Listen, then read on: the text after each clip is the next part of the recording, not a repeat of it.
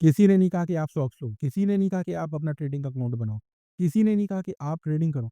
ये आप अपनी मर्ज़ी से आती है।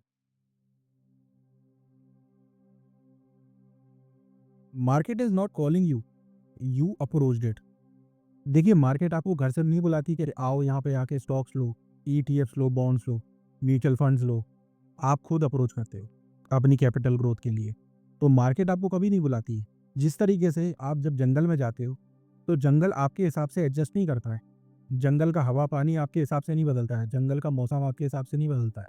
जंगल में जो जंगली जानवर हैं, जब आप जंगल में जाओगे तो वो पैसे व्यक्त करना शुरू नहीं कर देंगे। वो उसी तरीके से खतरनाक और धारदार रहेंगे। जंगल में आप अपनी मर्जी से जाते हो। तो अगर आप जंगल में अनप्रिपेयर्ड जाते हो, तो नेचर तो आप ऑब्वियसली आपको पनिश करेगा ही। तो सेम ट्रेडिंग के साथ होता है। मार्केट अपॉर्चुनिटी तो ऑफर करती है आपको, लेकिन सेफ्टी ऑफर नहीं करती। There is nothing called safety in stock market.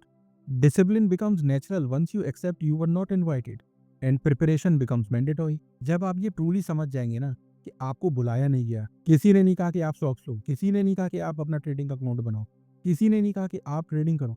ये आप अपनी मर्जी से आती है। और मार्केट क्योंकि एक जंगल की तरह है, तो आपको जंगल में जैसे प्रिपेयर होकर जाते हो, वैसे ही मार्केट में प्रिपेयर होकर जाना है। जब आपको ये अच्छे से समझ में आ जाए, तब डिसिप्लिन आपके लिए एक ऑप्शन नहीं रह जाएगा। प्रिपरेशन या मैंडेटरी है, ऑप्शनल नहीं है।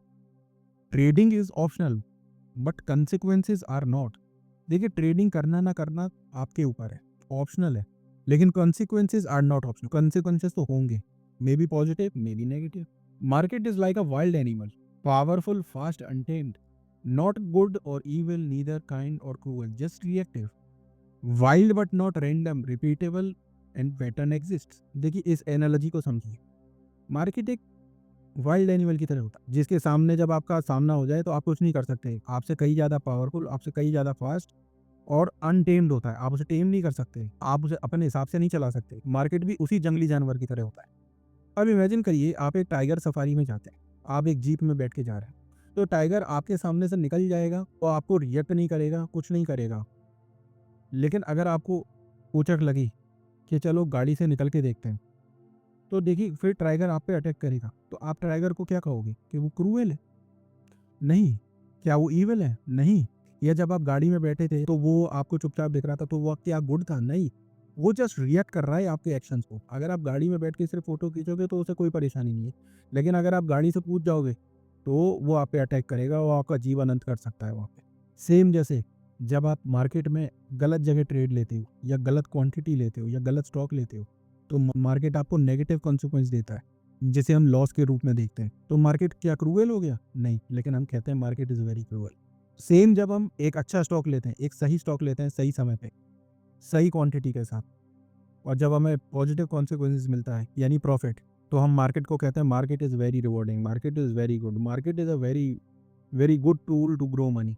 देखिए मार्केट वाइल्ड ज़रूर है, लेकिन रैंडम नहीं होता। हालाँकि मार्केट में एक रैंडमनेस का एलिमेंट बिल्कुल होता है, लेकिन ये कह देना कि मार्केट बिल्कुल रैंडम है, ऐसा भी नहीं है।